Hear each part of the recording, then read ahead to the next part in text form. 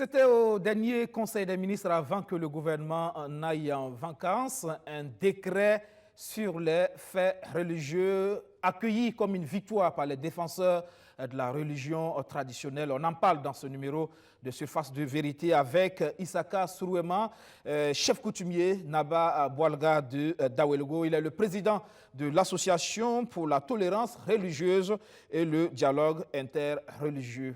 Bonsoir. Oui, bonsoir. Merci de répondre à notre invitation. La chefferie, comme l'un des derniers ressorts en cas de crise, est-elle encore un ressort solide? Oui, je pense que la chefferie est encore un ressort solide parce que si vous constatez, depuis la colonisation pratiquement jusqu'à la révolution démocratique et populaire, les différents régimes ont plus ou moins porté des coups de boutoir à l'endroit de la chefferie traditionnelle et coutumière. En dépit de tout ce qui a été fait, c'est une institution qui a su résister à tous ces coups de boutoir. C'est une institution qui a fait preuve de résilience. Et c'est comme il y avait quelque chose d'abstrait, comme une flamme qui ne s'éteint pratiquement jamais et qui se trouve dans la mémoire collective, dans la conscience collective, puisque comme vous le savez, elle est multiséculaire. Alors donc, quelque part, il y a une flamme qui ne s'éteint pas. Alors si cette flamme ne s'éteint pas, comme elle ne s'éteint pas, eh bien c'est encore une institution certainement avec laquelle il faut compter, parce que le vent, en fait, fait provoquer des ravages. D'accord? Mais sans le vent, on sait que historiquement, les bateaux à voile ne pouvaient pas voguer. Donc il s'agissait maintenant d'utiliser le vent de façon positive. Il en est de même, par exemple, du feu, il en est de même de la flamme dont je parlais tantôt, parce qu'en même temps que le feu peut provoquer des sinistres, alors il peut hypothéquer la vie des personnes et des animaux et des plantes, bon, en même temps, c'est le même feu que nous utilisons en fait pour faire cuire les aliments. Parce que si vous mangez de la viande crue, à l'instar du chat, on sait ce qui va advenir, n'est-ce pas, de votre santé. Donc, de ce point de vue, aujourd'hui, c'est cela. Maintenant, je devrais ajouter qu'il y a une différence entre chef coutumier et chef traditionnel. Moi, je ne suis pas un chef coutumier. Un chef coutumier est censé être un leader religieux de la religion traditionnelle africaine. Alors, si vous prenez donc le Teng Soba en Moré, ou bien vous prenez le Dougoutigui en Djoula, ce sont des chefs coutumiers. Je ne saurais pas le dire en Bissa. Alors, et si vous ramenez ça en français, on peut dire que le chef de terre est un chef coutumier, par exemple. Mais en ce qui nous concerne, nous, chefs traditionnels, nous sommes, si vous voulez, des Giamanatigui ou des Naba à Moré. Et de ce point de vue-là, même si il nous arrivait de pratiquer la religion traditionnelle, nous n'en sommes simplement que des fidèles. Si on va chercher le chef religieux de la religion traditionnelle, il faut aller voir le chef de terre. C'est ainsi que, si vous arrivez dans un village, le pasteur, l'imam, le catéchiste, et puis le chef de terre, eux, ils relèvent de la même catégorie parce que ce sont tous des chefs religieux. Que vaut encore la parole du chef aujourd'hui? La parole du chef compte parce que, d'abord, je prends juste des éléments. Même si vous n'êtes pas d'accord avec ce que le chef dit, le chef, il est incontournable dans l'organisation sociale. S'il s'agit d'un mariage, par exemple, le Poupoussoum à Moré, eh bien, le chef, il est incontournable sur ce terrain-là. Alors, donc, que vous aimiez le chef ou pas, vous êtes obligé de venir devant lui. Ensuite, parce que le fait de ne pas l'aimer, ce n'est pas forcément parce que vous avez tort. Vous pouvez avoir raison. Alors, mais il y a des fondamentaux. Il y a des cadres. Et que vous soyez d'accord avec lui ou pas, vous devrez être dedans. Ça, c'est un. De deux, que vous soyez d'accord ou pas avec le chef traditionnel, si on prend le cas, par exemple, des Moussé, vous ne pouvez pas l'appeler par son prénom. Si vous l'appelez par son prénom, même les autres ennemis ou les autres adversaires du chef, là, ils vont se liguer contre vous. Ça, au moins, c'est clair. Alors, donc, parce que ça, là, c'est intouchable. Alors, donc, ça, c'est également cela. Alors, le troisième point, c'est qu'il y a une légitimité, il y a doublé d'une légalité. Quand, par exemple, le Mongo Naba intronise effectivement quelqu'un, alors on lui donne non seulement la légalité, mais 50% de légitimité, qui ne peut pas être mise en cause, en fait, par la population. La preuve, vous ne pouvez pas vous lever, même si vous avez raison, en tout cas ça arrive très rarement, vous vous organisez et vous menez une insurrection contre le chef. Parce qu'il y a une légitimité qu'on ne peut pas toucher. Maintenant, les 50 autres pourcents, il revient en fait au chef de travailler à avoir peut-être 90%, les 30 autres pourcents de légitimité à 80% ou à 90%, et c'est le travail que vous devriez faire. Alors donc, c'est ça qui fait que c'est ainsi.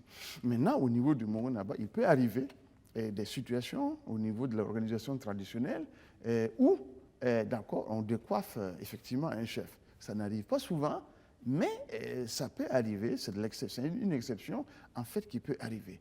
Donc, cela faisant, eh bien, le chef a effectivement une parole.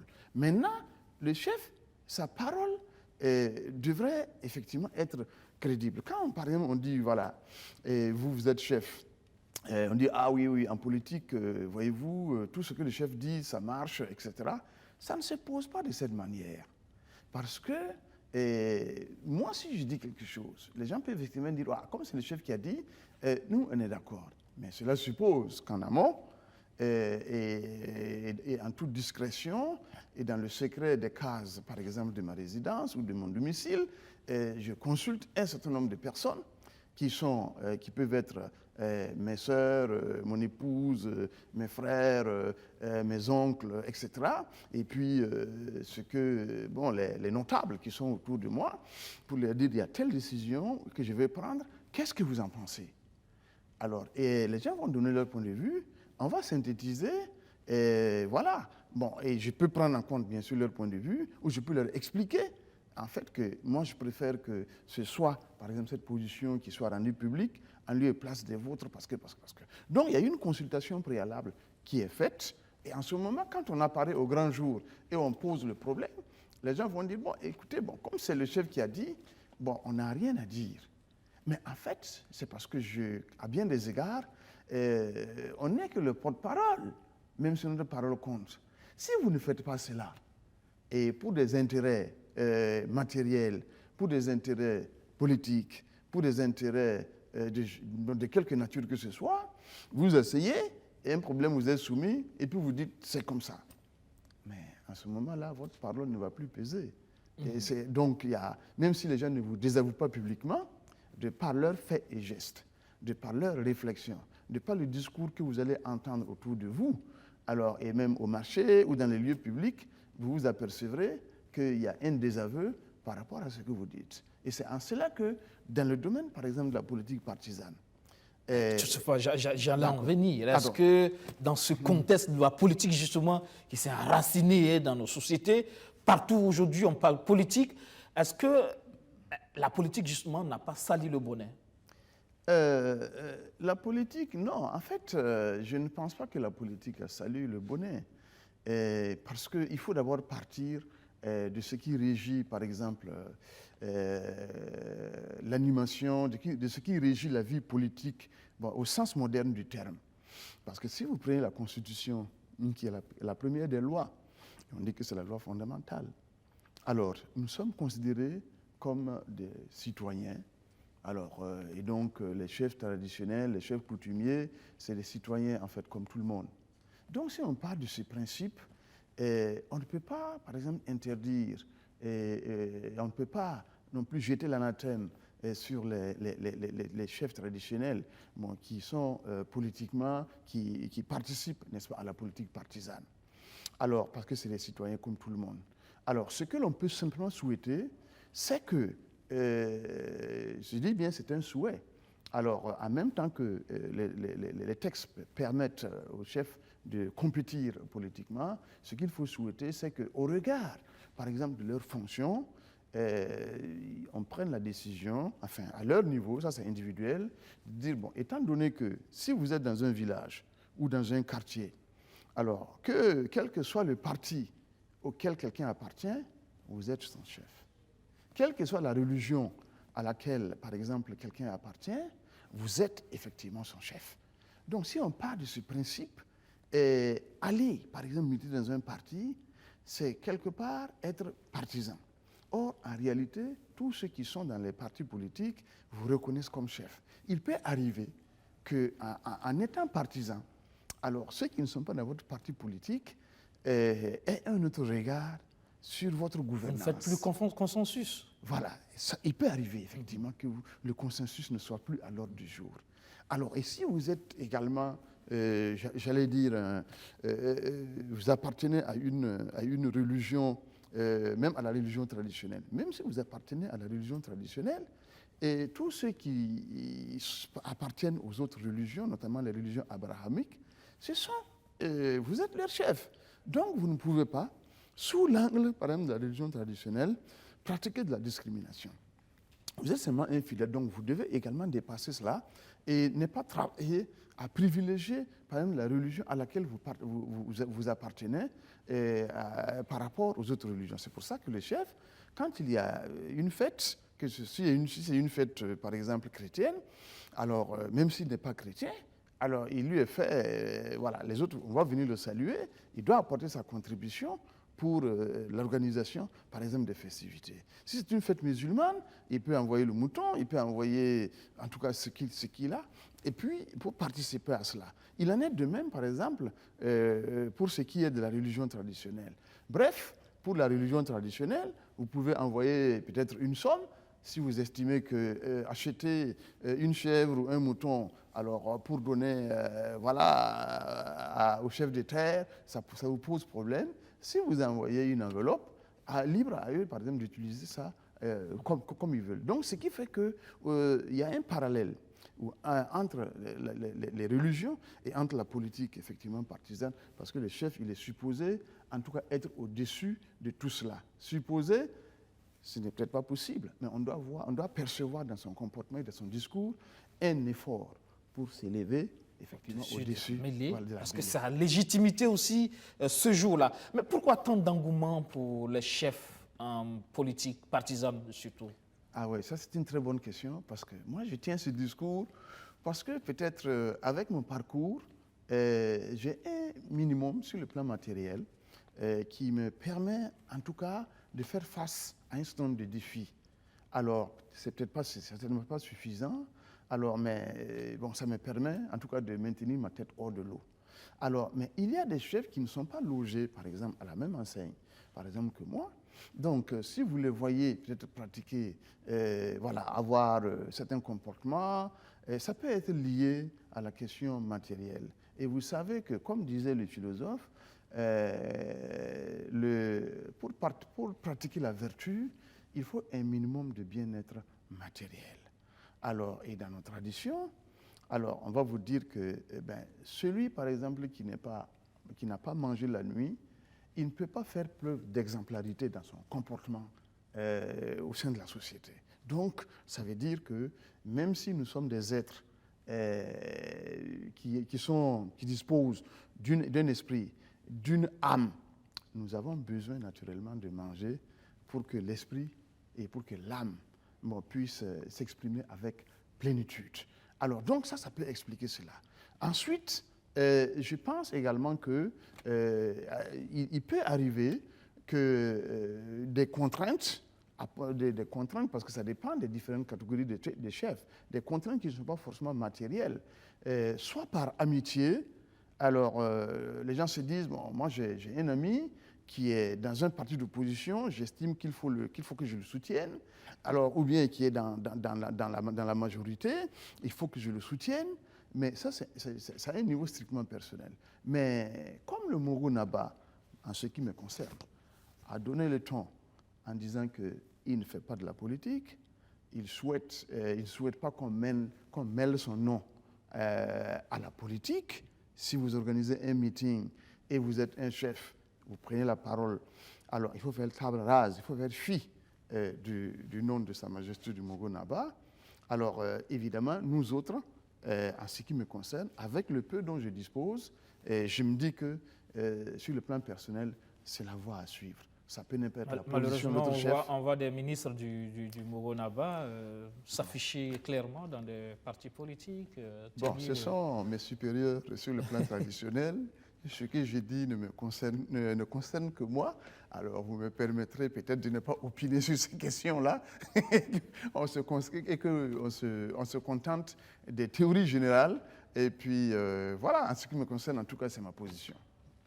C'est peut-être ça aussi qui fait le problème actuellement. Bon, pour le Moronaba, oui, la légitimité est toujours là. Il est quand même au-dessus de la mêlée. Mais quand ces ministres, justement, s'affichent comme ça, il y a de quoi aussi entacher cette légitimité. Non, la légitimité du Moronaba, en ce qui me concerne, n'est pas entachée. Jusqu'à présent, en tout cas. Parce que jusqu'à présent, reste, là, je suis d'accord avec toi. Je suis d'accord avec vous, excusez-moi. Alors, oui, parce que si on regarde l'histoire récente du pays, dans l'histoire récente du pays, sa légitimité n'a pas été entachée, parce que aussi les gens font le distinguo entre l'individu qui se lance, l'individu chef qui se lance en politique, bon, et puis, voilà, du point de vue, par exemple, traditionnel, alors, la légitimité qui lui a été accordée par Sa Majesté le Moronaba, je pense que ce n'est pas non plus de leur faute. Il revient à l'État, parce qu'en ce qui me concerne, je pense qu'il est de la responsabilité au niveau de l'État aujourd'hui. Quand je parle de l'État là, que ce soit du côté des partis d'opposition qui voilà, ont vocation à conquérir, à gérer le pouvoir au nom, effectivement, du peuple burkinabé, ou que ce soit du côté de la majorité qui gère déjà cela, au niveau de l'opinion publique, les OSC et l'opinion publique, en fait, de créer une masse critique d'opinion majoritaire pour que le vide juridique qu'il y a en ce qui me concerne... Le statut de la chefferie, voilà. On en parle... Exactement. Pour que la chefferie, le statut de la chefferie, donc traditionnelle et coutumière, voilà, puisse être rédigé, puisse être mis en œuvre. Et dans ce sens, je crois que le ministère en charge du culte voilà, et des traditions, à savoir le ministère de l'administration territoriale, de la décentralisation et de la cohésion sociale, bon, où je suis chargé de mission, en tout cas pour ce qui est du dossier de la cohésion sociale.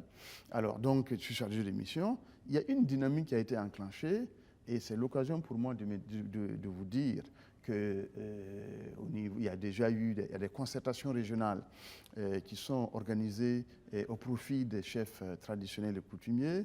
Et il y en a eu dans les Cascades, notamment à Banfora. Il y en a eu à Koudgou. Il reste Ziniaré et puis Tinkoudgou.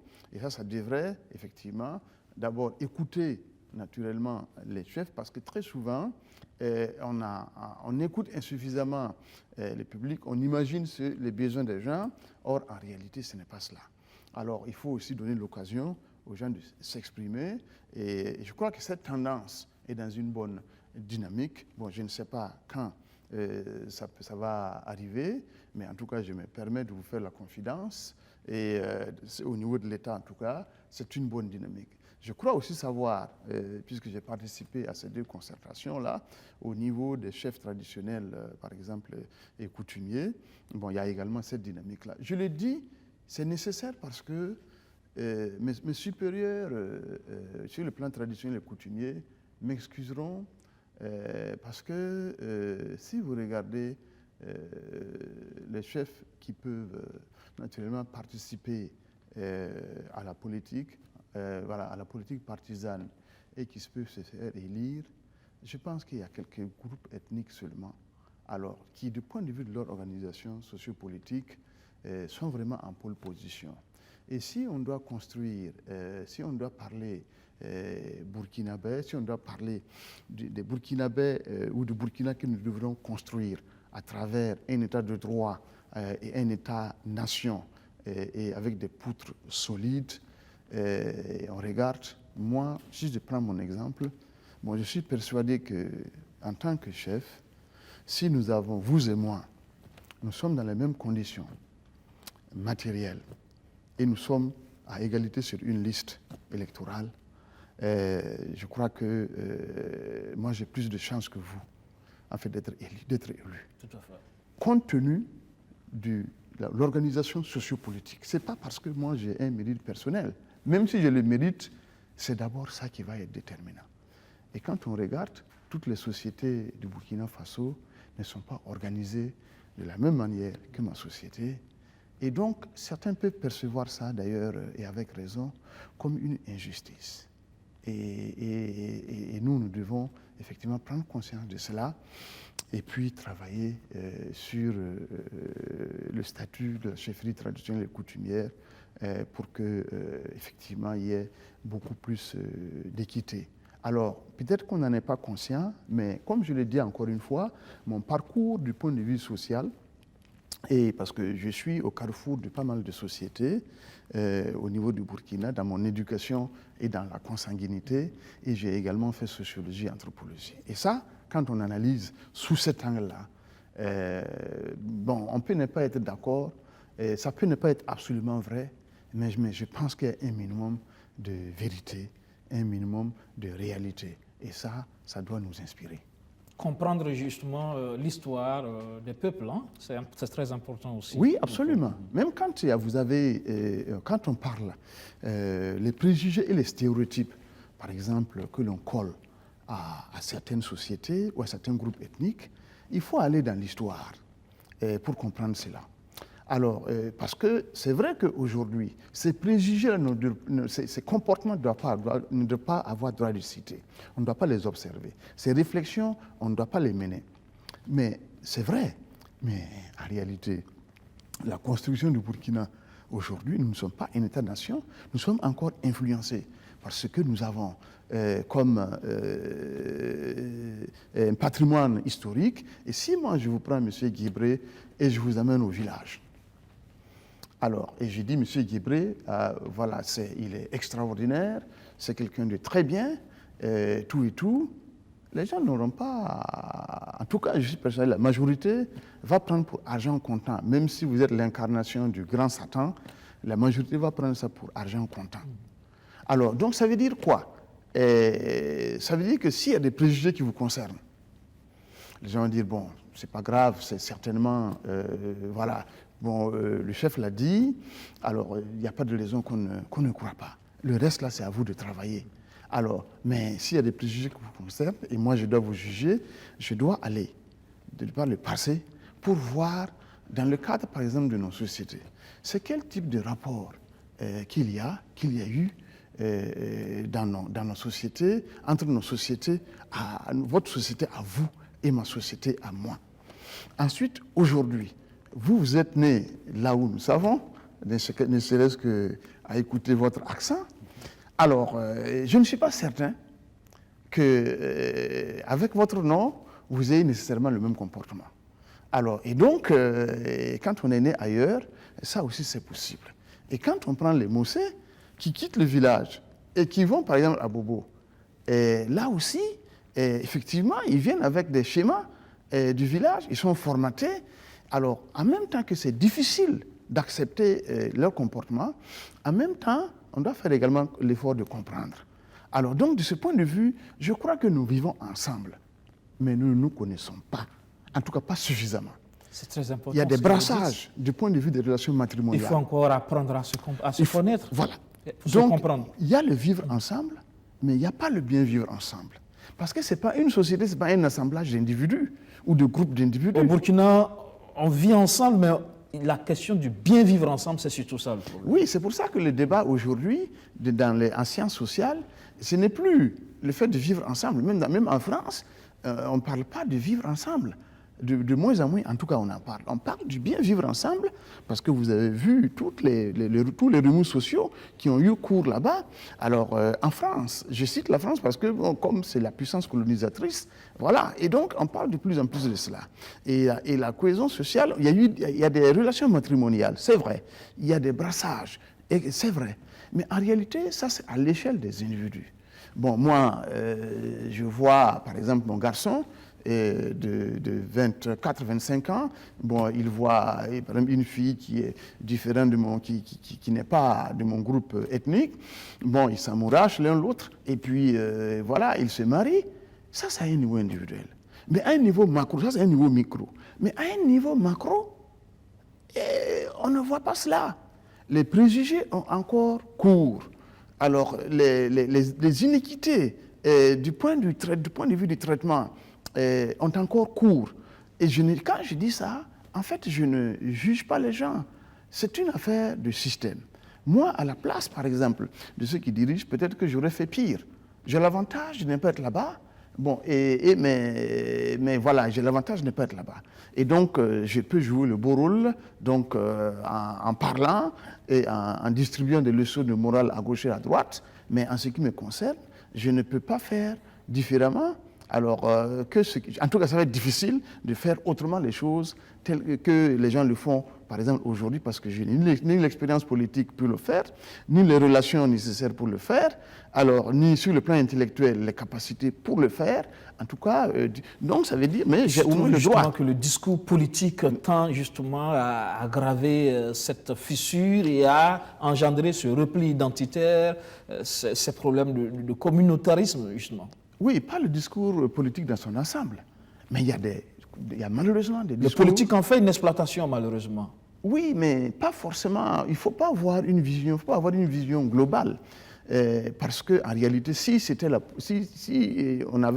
effectif, ce que vous dites, en réalité, le Burkina aurait déjà volé en éclats. Mais ce que vous dites, c'est vrai. Mais il faut relativiser, parce que les discours que l'on entend, ce n'est pas tout le monde qui les dit. Malheureusement, quand on le dit, même si c'est quelqu'un d'anonyme qui le dit, ça prend une proportion démesurable. Alors, donc, effectivement, on tombe dans la démesure, et c'est normal, parce que quand c'est des hommes politiques qui le disent, et même si c'est 2 ou 3 personnes, mais la dimension que ça prend est extraordinaire. Alors, donc, on a tendance à globaliser. Alors, parce que le discours, nous sommes dans le domaine de la communication, hein, donc ça veut dire que, et quand on le dit, alors que normalement, vu ce que nous sommes, c'est-à-dire, je parle du responsable politique, on est leader d'opinion et notre discours porte, et ça c'est un problème. Et quand ça porte, quand c'est positif, parfois on ne dit rien, mais quand c'est négatif, ça prend une ampleur voilà, incommensurable. Donc c'est pour ça qu'en même temps qu'il faut dénoncer ce discours, et en même temps, il faut savoir que ce n'est pas systématique, ce n'est pas tous les politiques qui le disent, parce que si ça avait été le cas, en tout cas, le Burkina n'aurait plus existé. Donc, c'est ce que moi je crois, et il faut relativiser cela. Et il faut également que du point de vue législatif et réglementaire, on puisse légiférer là-dessus. Alors, et que ceux qui tiennent ce discours-là, qu'ils n'aient pas l'occasion de le tenir, et s'ils effectivement ils le tiennent, mais qu'ils répondent devant les juridictions compétentes. Tout à fait. Je pense qu'il faut être ferme à ce niveau, parce que de plus en plus, on entend ce type de discours, justement, quand c'est le citoyen lambda, ça va encore, mais quand c'est l'autorité publique qui tient ce discours, il y a de quoi s'inquiéter, justement, pour cette cohésion. Oui, mais ce n'est pas seulement l'autorité. L'autorité, c'est qui? C'est vous et moi, en réalité. Parce que c'est ce que je veux dire, voilà, les leaders d'opinion. Absolument, voilà. Oui, tout à fait. Maintenant, on attend plus de responsabilité, plus de mesures, plus de retenue, mais auprès de ceux qui incarnent effectivement l'autorité, que ce soit ceux qui dirigent, ou que ce soit ceux qui, en réalité, luttent pour diriger le pays, parce qu'en réalité, ceux qui dirigent le pays proviennent de notre milieu. Donc, évidemment, quand ils tiennent ce discours-là, et si on est honnête, nous-mêmes, on doit faire l'introspection pour dire, est-ce qu'en moi d'abord, il n'y a pas ce type de ressentiment? Est-ce qu'il n'y a pas ce type de pulsion négative, de pulsion de mort, pour parler psychologie?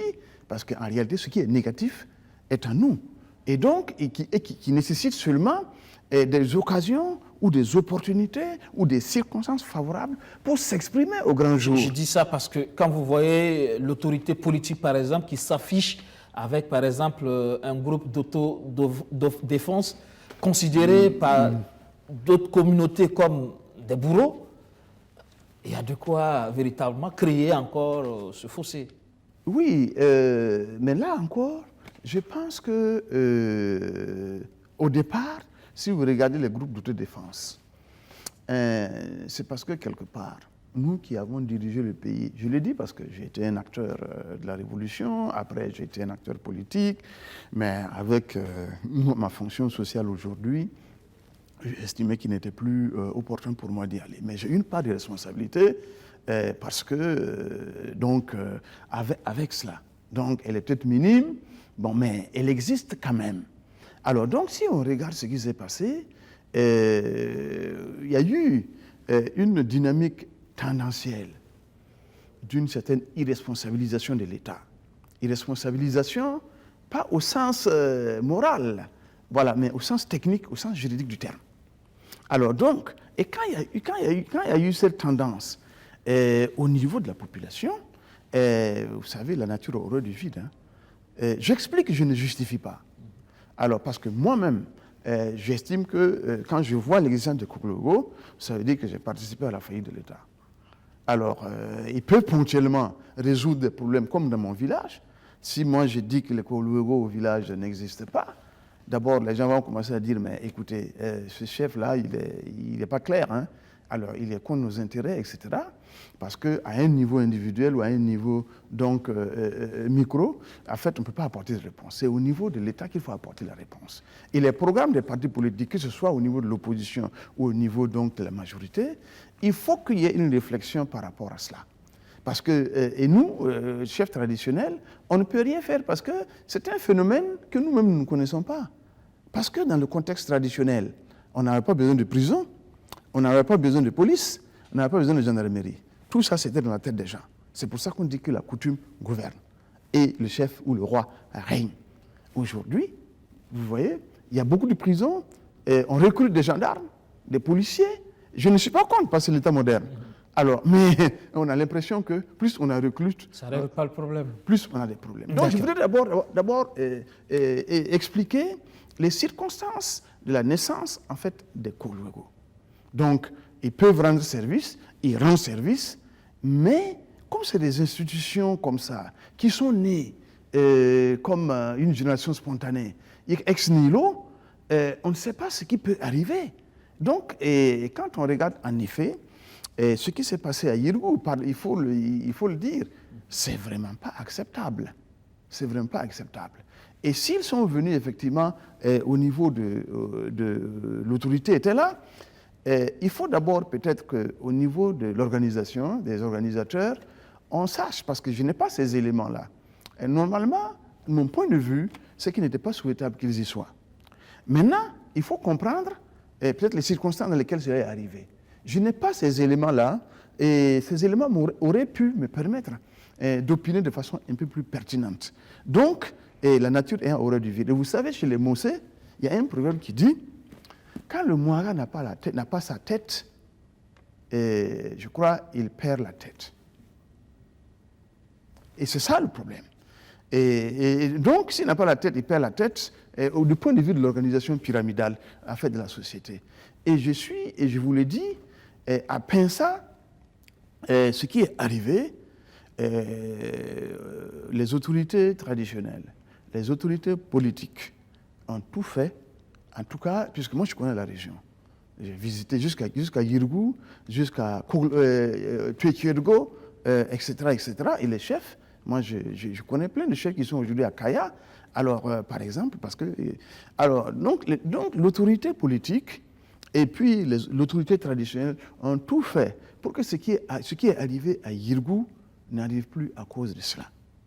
Alors donc, c'est pas... Mais en attendant, il faut qu'on travaille, n'est-ce pas, à répondre, à trouver des solutions aux causes qui ont présidé à la naissance des Kourougo. Alors, c'est l'occasion pour moi de parler, par exemple, des dozos. Les dozos, on ne peut pas mettre sur un pied d'égalité les dozos et les Kourougo. Alors, parce que les Kourougo, chez les Mossé, l'équivalent des dozos chez les Mossé, ce sont la famille des Tansramba, c'est-à-dire les chasseurs. Mais vous savez, nous, on a mangé tous les gibiers. Hein. Il n'y a plus rien à chasser chez nous. Donc, c'est un des liages, et ce sont des organisations sociales qui ont disparu, mais faute de gibier. Alors, donc, ils avaient leur code, hein, ils avaient leur éthique, ils avaient leur déontologie. Et aujourd'hui, les dozos ont ça, parce que c'est une organisation multiséculaire. Alors, il n'y aurait pas eu, par exemple, le terrorisme, que vraiment, il n'y a vraiment pas de problème, parce qu'ils sont adossés à une culture à une éthique, voilà. Et si vous déconnez, mais vous allez avoir des ennuis. Par exemple, ce qui est arrivé à Yirgou, si c'était chez les Dozo, avec leur code éthique, il y aurait eu ce qu'on appelle le pouvoir, même s'ils ne font rien contre vous, il y a le pouvoir de suggestion. C'est-à-dire le fait de croire qu'ayant transgressé une règle là, ça va me nuire. Et de point de vue psychologique, ça produit des toxines. Alors, et si on produit des toxines, il y a comme un phénomène psychosomatique qui se produit. C'est-à-dire que, comme psychologiquement, vous estimez qu'il va vous arriver le malheur, eh bien, le malheur survient. Et c'est votre organisme qui crée des toxines. Et ce qui est toxine est toxique. Et ce qui est toxique, c'est nuisible à l'organisme. Donc, même dans les sociétés traditionnelles, il y a un aspect, dans la coutume, quand on dit que la coutume gère, si vous transgressez les règles, il y a un problème. Bon, il y a aussi l'aspect, donc, religion traditionnelle. Mais comme je ne m'y connais pas, je parle du point de vue, en tout cas scientifique, que les médecins et les psychologues m'excusent si je me trompe, mais en tout cas, c'est ce que j'ai appris. Parlons à présent du projet de décret sur les faits religieux. D'abord, c'est quoi un fait religieux? Un fait religieux, il faut d'abord partir de la définition. Je pense que Cicéron, qui est effectivement un auteur et un homme politique latin, alors disait que c'était comme une espèce d'assemblage, une espèce de recueil, une espèce de cueillette, etc., etc. Alors, non, du moins une espèce de lien, donc une espèce de lien. Alors, et les premiers chrétiens, eux, ils ont défini, par exemple, la religion, alors comme un regroupement, alors comme une organisation, etc., etc. Donc, de ce point de vue, il faut d'abord dire que la religion n'est pas censée exclure d'emblée. Ça, c'est fondamental. Alors, pour en venir au fait religieux, le fait est un phénomène qui est, par exemple, indépendant, qui peut être indépendant de notre conscience. Quand je décide de prendre, par exemple, cet objet, alors c'est un fait. Alors, ce que je suis en train de vous dire, c'est également des faits, et ça peut être indépendant. Un psychologue ou un psychanalyste, alors s'il doit me passer au pain fait ce que je dis, c'est également des faits, mais qui sont indépendants, voilà, de ma conscience. Et les faits sociaux, quant à eux, sont indépendants généralement de la conscience des individus. Alors donc ça, et le fait religieux, c'est en réalité, du point de vue de la réflexion, du point de vue du discours que l'on tient, ça c'est un fait, même si le fait est abstrait, du point de vue des rites, du point de vue des cultes. Par exemple, ça c'est également des faits. Et voilà, donc le fait religieux, il faut le comprendre en fait comme ça. Alors, c'est peut-être abstrait, mais bon, c'est ce que l'on peut dire. Donc, quand vous allez prier, pour être concret, eh bien, bon, ça c'est un fait. Alors, quand vous êtes dans une assemblée où les gens organisent, par exemple, une évangélisation, par exemple, chez les chrétiens, et ça c'est un fait, effectivement, religieux. Alors, quand vous organisez le culte, c'est un fait religieux. Alors, quand, par exemple, les gens célèbrent la prière le vendredi, chez les musulmans, c'est également un fait religieux. Donc, c'est le rapport que nous avons du point de vue intellectuel et du point de vue des comportements avec la divinité, avec l'être suprême. D'accord. Et pourquoi, justement, quand on parle de ça, c'est vrai qu'il y a toute une polémique autour de l'appellation. C'est quoi aussi la religion traditionnelle? Alors, la religion traditionnelle, c'est en fait toutes les religions qui ont existé ou qui existent en Afrique subsaharienne. Alors, avant donc que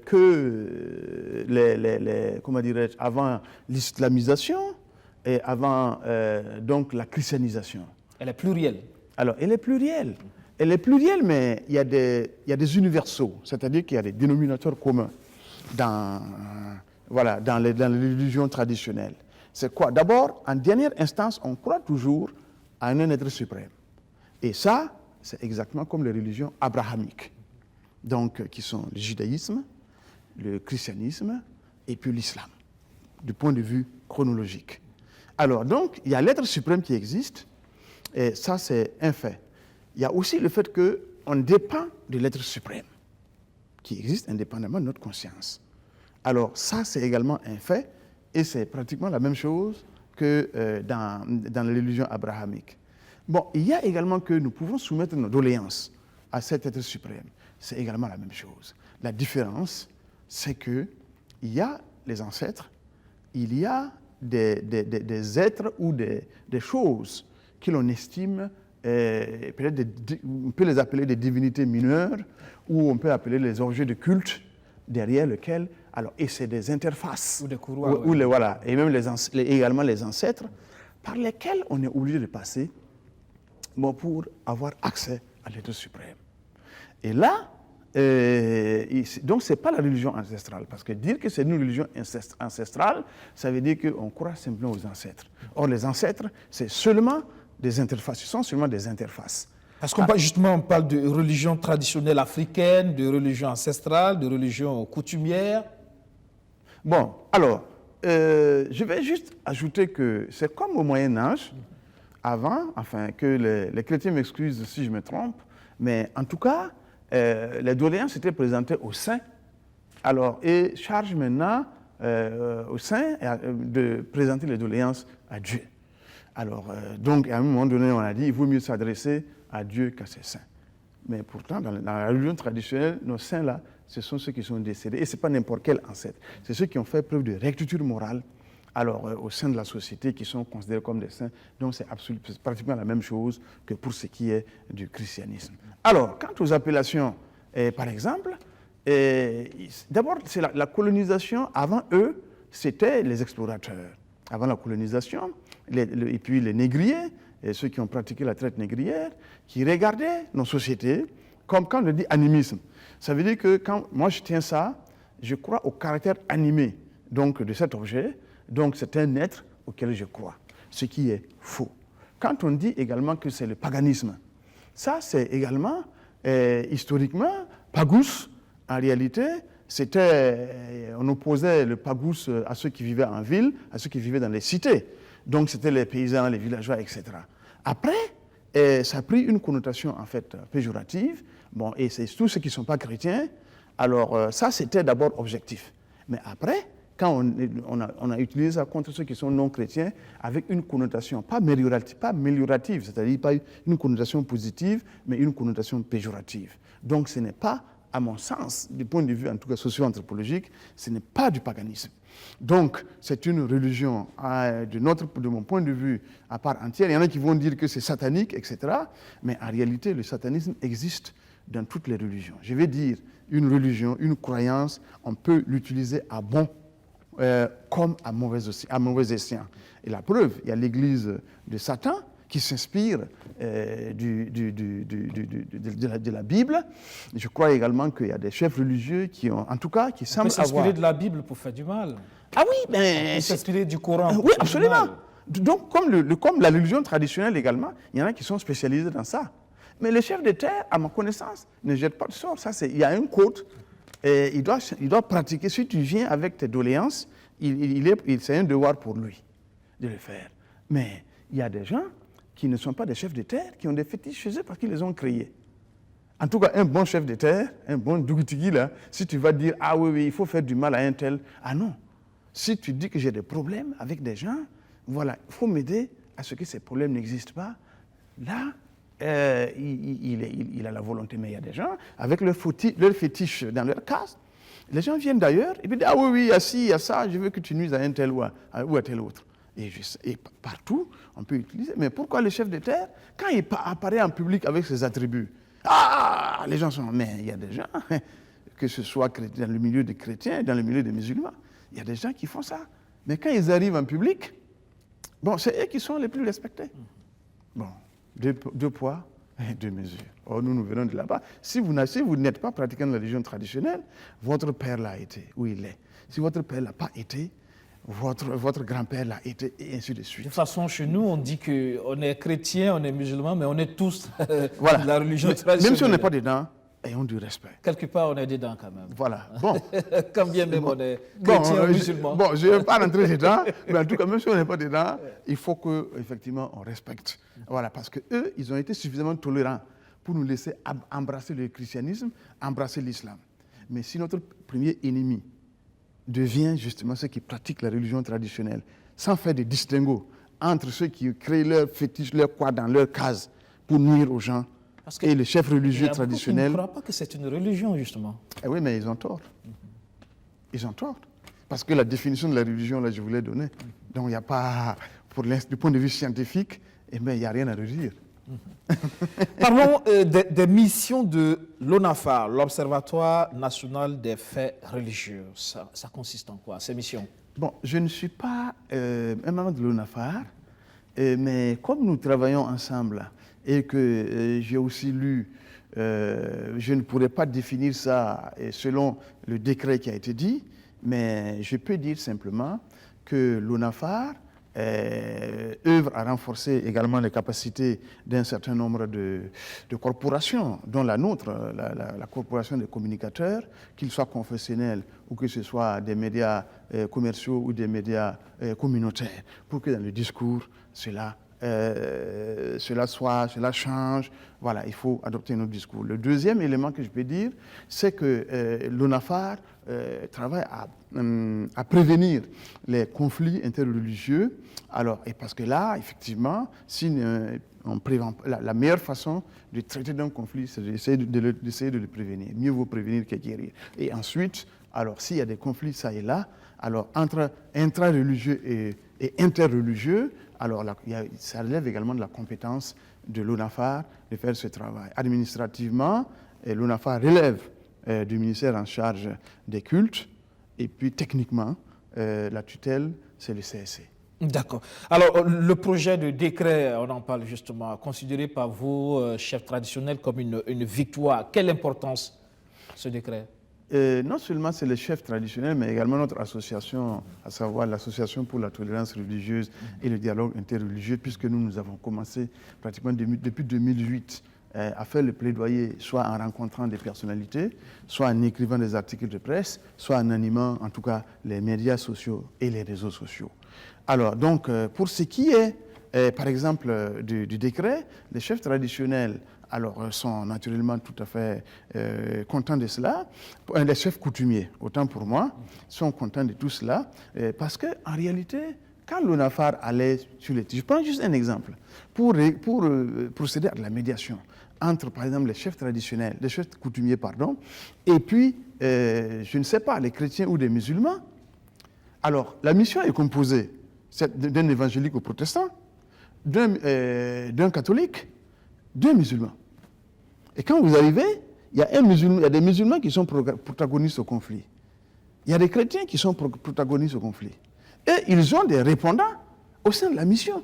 Quid alors des pratiquants de la religion traditionnelle? Vous dites, mais vous venez, nous là, parmi vous là qui nous représentent, est-ce qu'on peut procéder?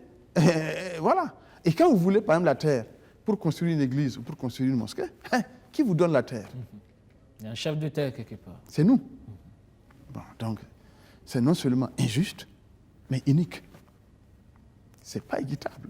Donc ça, c'est une façon aussi de reconnaître l'existence de cette religion. Et il faut féliciter aussi les membres de l'ONAFAR qui ont travaillé à ce que cela advienne. Ça veut dire les chrétiens et puis les musulmans. Ça, c'est à leur honneur. Et également, l'État a fait le travail. Donc, ça veut dire que c'est l'aboutissement des efforts conjugués. Et là, c'est une très bonne chose. Une très bonne chose, donc. Et le choix des représentants, justement, de la religion traditionnelle, votre association, justement, a organisé récemment une conférence, une rencontre, justement, sur le sujet, justement. Comment ça va se faire? Apparemment, ça risque de coincer. Oui, merci. Mais avant d'organiser la rencontre qui a eu lieu jeudi, avant-hier, nous avons rendu public une déclaration pour féliciter le gouvernement, mais en faisant des suggestions pour que la mise en œuvre là, puisse être faite de la façon la plus parfaite possible. Ensuite, pour la désignation, nous n'avons pas qualité de désigner, mais nous avons, en tant que force de proposition, on peut dire qu'il faut faire le distinguo entre chefs traditionnels et chefs coutumiers. Parce qu'il est arrivé, malheureusement, que quand il y a quelque chose, on dit, voilà, il faut désigner un représentant de la chefferie traditionnelle et coutumière. il peut se faire que ce soit un chef traditionnel. Mais si c'est un chef traditionnel, de mon point de vue, ce n'est pas suffisant. Ce n'est pas approprié pour la simple raison que le chef traditionnel n'est pas un chef religieux. C'est le chef des terres, le Yamanatigi ou le Dugutigi, pardon, et puis le Tengsaba, qui sont des chefs religieux. Je crois que c'est parmi eux qu'il faut procéder au choix. Même si les chefs traditionnels pratiquent la religion traditionnelle, c'est en tant que fidèle. Ce n'est pas, en fait, en tant que chef, parce qu'il est sous le Tengsaba, il est sous le Dugutigi, voilà, au village. Donc, c'est en tant que fidèle, tout simplement. Ce n'est pas en tant que chef religieux. Donc, ça, il faut cette clarification. La deuxième idée qu'il faut soulever, c'est que je pense qu'il y aurait, en tout cas, peut-être 4 représentants. Il est souhaitable que ces 4 représentants reflètent, en tout cas d'une certaine manière, parce qu'il ne peut pas avoir autant de postes que de groupes socio-ethniques, mais il faut regarder les aires culturelles ou les aires socio-ethniques pour que ce soit représentatif, en fait, de l'ensemble du Burkina. C'est aussi dans ce sens que nous avons organisé notre rencontre.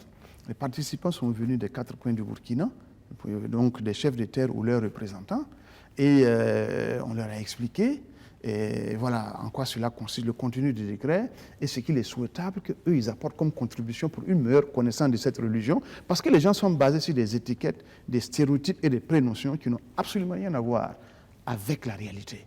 Comme contact sera pris par le gouvernement avec le Conseil supérieur de la chefferie traditionnelle et coutumière, bon, nous allons en tout cas aussi nous adresser au Conseil supérieur donc de la chefferie traditionnelle et coutumière pour que cette préoccupation, dans la mesure du possible, soit prise en compte. Mais les gens ne sont pas tenus de prendre en compte ce que nous disons. Hein. D'accord. Voilà. L'impact du décret, pour terminer, sur la promotion de la cohésion sociale. Oui, parce que le décret, là, a 2 avantages. Il y a une inclusion du point de vue religieux, ça c'est extraordinaire. Il y a également une inclusion, enfin, qu'il faut travailler à avoir sur le plan socio-ethnique. Et c'est cette proposition que nous faisions, parce que si on inclut toutes les sensibilités, si on prend en compte la diversité socio-ethnique de Burkina, en fait, comme disent les Américains, c'est two in one. Dans une seule chose, vous avez 2. Donc, 2 possibilités, 2 fonctions. Et là c'est bien. Et maintenant, une chose est de décider de ce qu'il va avoir, de ce qu'il doit y avoir, mais une autre est de travailler à cela. Et là, en même temps que l'État est interpellé, en même temps que le gouvernement est interpellé, et je pense que l'opposition politique, voilà, que ce soit les CEFOP ou bien l'opposition non alignée, doivent également s'y investir. Je crois qu'au niveau des musulmans et au niveau des chrétiens, ça aussi, ça doit se faire. Et au niveau des chefs traditionnels.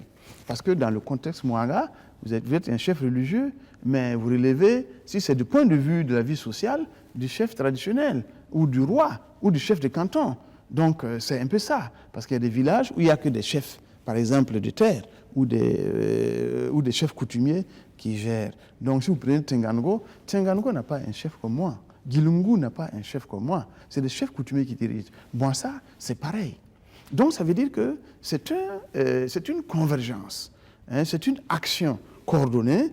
Alors, pour cela, mais il faut qu'on mène une étude aussi pour comprendre davantage la religion traditionnelle. Et là, ça donne des outils intellectuels, un outillage intellectuel nécessaire à ceux qui vont pratiquer, aux chefs coutumiers également, et aux autres acteurs qui seront impliqués dans cette démarche. Tout cela devrait justement concourir à promouvoir la cohésion sociale. Comment vous la voyez aujourd'hui, cette cohésion sociale au niveau du Burkina? Bon, la cohésion sociale, en fait, est mise à mal. Mais il y a un minimum qui, en fait, existe. Et c'est pour ça que nous pouvons encore parler. Vous et moi, nous sommes assis et nous parlons. Alors, donc, il y a ce minimum. Ensuite, en dépit de ce qui se passe, quand vous regardez les mariages interethniques, là, continuent de se faire. Ça veut dire qu'à un niveau terre à terre, en réalité, les gens n'ont pas transposé les contradictions, là, du niveau supra, en fait, au niveau infra. Et ça, c'est un avantage qu'il faut que nous exploitions. Alors, si vous regardez, même s'il y a des endroits où peut-être appartenir à un groupe ethnique peut poser des problèmes, ce n'est pas de façon systématique. C'est parce que les gens sont encore lucides et ça dépend de ce que vous faites. Et ça, c'est une bonne chose. Et l'État travaille à cela. Et les chefs traditionnels, ce que vous ne savez pas, c'est qu'au niveau du Conseil supérieur de la chefferie traditionnelle coutumière, en dépit des problèmes qui existent, que je n'ai pas le lieu d'en parler, alors il y a des choses qui se font de façon souterraine parce que le temps coutumier ou traditionnel n'est pas le temps républicain. Voilà, nous, on ne s'exprime pas forcément de la même manière que vous. Ok, merci, merci. Naba Boualga de Daouelgo, merci pour... Pardon, Naba Boualga de Daouelgué. Il ne faut pas pratiquer la discrimination, c'est ce que Tout ça à veut fait. dire. Donc, bon, Ok, voilà. merci d'être passé dans le fauteuil blanc. C'est moi qui vous remercie. Merci. Ça sera tout pour ce numéro de Sofa de Vérité. Excellent suite de programme sur notre chaîne. Bonsoir.